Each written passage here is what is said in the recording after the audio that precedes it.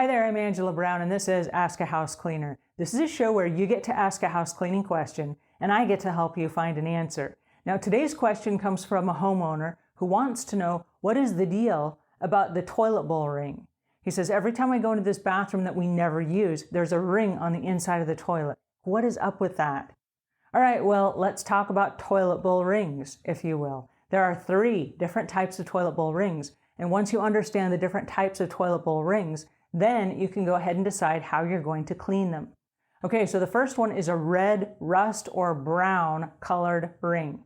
And that is caused from calcium and magnesium mineral deposits that come from your water. So if you scrub and scrub and scrub the inside of your toilet and you can't get it clean, it's probably a hard water stain that has etched its way on the inside of the porcelain bowl.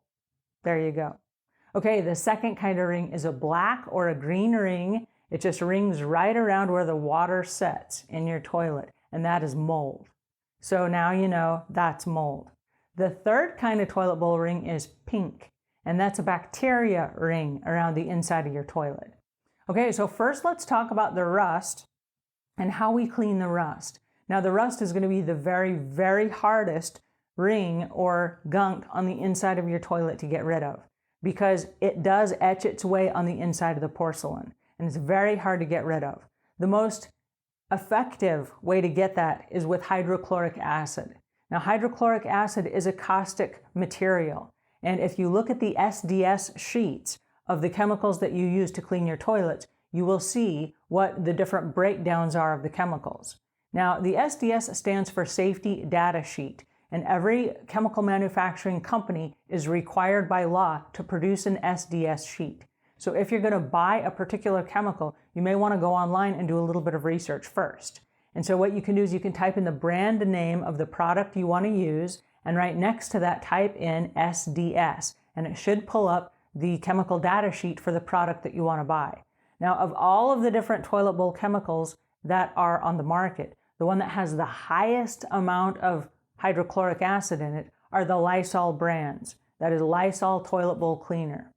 So that is the one that has the highest amount. Now, having said that, you want to take some precautions should you decide to use that. I'm not knocking the brand, I'm giving you a fair warning. And this is printed right on the label, it's printed on the SDS sheets.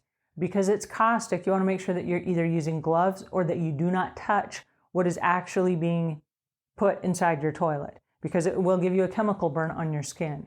It's also bad for inhaling, so don't woof it while you're doing the project. And it's not good for pets and it's not good for kids. So if you're going to use this, use it when no one else is around. Okay, but it does remove the hard water stains from the insides of your toilet. Now there are myths going around, like if you pour a can of Coke in the toilet, don't pour cans of Coke in your toilet. That's not what Coca-Cola is designed for. It doesn't do that great of a job. Just stay away from all these household urban myths, okay? You need hydrochloric acid or a pumice stone. Now, a pumice stone is a natural, non-toxic way to clean that rust on the inside of your toilet. What you're going to do is you're going to wet the pumice stone. Absolutely wet it, because if you use it dry, it is a stone.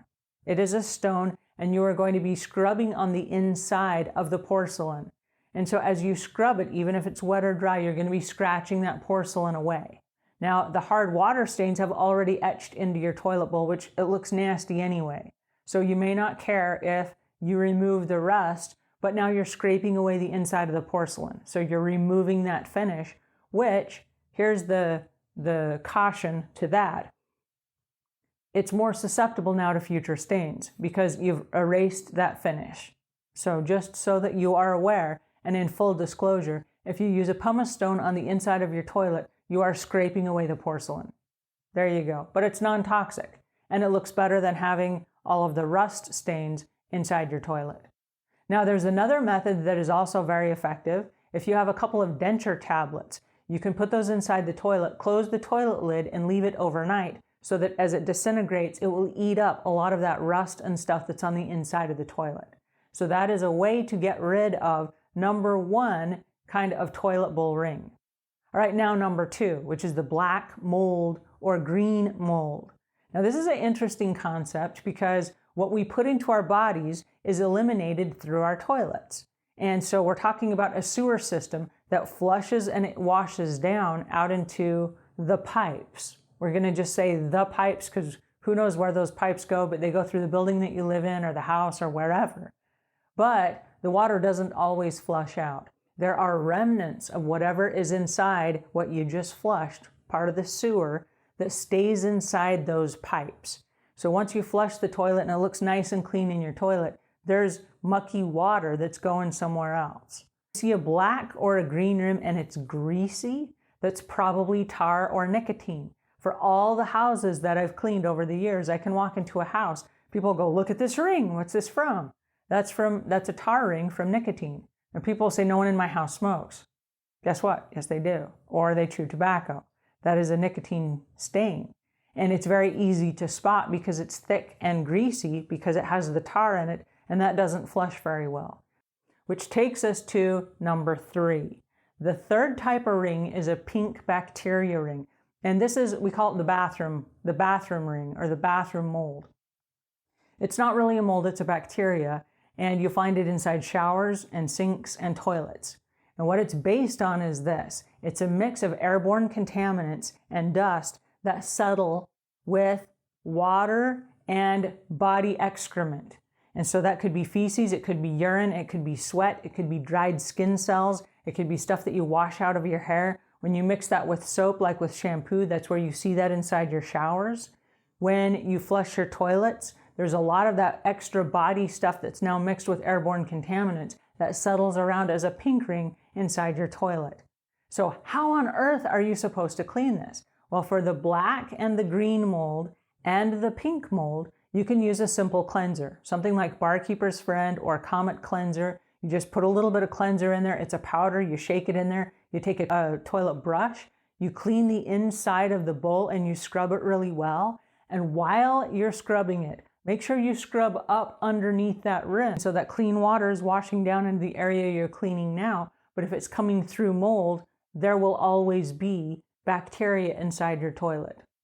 So going back to the guy who goes into his guest room and there's a toilet bowl ring in the toilet. It's important if you have toilets you don't use in your house that you go in and you flush them every single day. And maybe once a week or every other week, and this is where your house cleaner comes in. You want to make sure that they actually use the toilet bowl brush and they put some cleanser in there and they try to kill that bacteria and keep that at bay. Because even though no one is using that toilet, all of your sewage still exists. So as those sewage pipes flush out of your house and the water sits there in the toilet, there's still bacteria there. It still builds up. So you want to make sure that you're continually flushing it, that you're continually cleaning it out. Don't be neurotic about it. You don't need to use the cleanser every single day, but probably 2 or 3 times a week. And there are a lot of people that think, well, I have a house cleaner. I don't need to clean my toilets until my house cleaner comes. Yeah, you do. Yeah, you do. It's a breeding ground for bacteria. And it's the doorway to the sewage. And so every time you flush, yeah, there's a bunch of toxins, body chemicals, body waste, all that stuff that is flushed through the system. And as it's flushed through the system, traces of that stay behind. So please, please, please, on a regular basis, clean your toilets. It's super important. And you may even want to have maybe an all-purpose spray inside your bathroom so that on a regular basis, like 2 or 3 times a week as part of one of your routines, you scrub the toilet out and you wipe the toilet seats down or behind the toilet seats or the handles or all those things. All of those things collect germs. And then another thing that I should mention is, and this is a pet peeve of every house cleaner. So from all the house cleaning friends of mine to you, I got news for you. Every single toilet needs its own toilet brush. If you have 1 toilet brush for your whole house and you have 5 bathrooms, you're 4 toilet brushes short. You need to run out and you need to go buy 4 more toilet brushes. Every single toilet needs its own toilet brush because I don't want you carrying a toilet brush from room to room of your house. And I don't want a house cleaner coming in from outside that's going to come clean your house every other week, bringing a toilet brush with him or her to clean your toilet because it's been in all kinds of other people's toilets, right? Have your own toilet brush and have one at every single toilet. And when you get out, if there's a particular incident where you feel like the toilet is extra dirty, stop right there, scrub the toilet out, just make sure that you get all that stuff out, you loosen it out, Rinse the brush off. You can even rinse it off in the bathtub if you like, but make sure that it's clean. Flush your toilet and then do that every couple of days. And that way you can keep those toilet bowl rings at bay. Because if you get ahead of the toilet bowl rings and you clean them before they become high maintenance, you don't have to use the heavy-duty hydrochloric acid stuff and the pumice stones. You can just clean them from the beginning and keep them clean. So that is the nitty-gritty about toilet bowl rings. I hope that helps.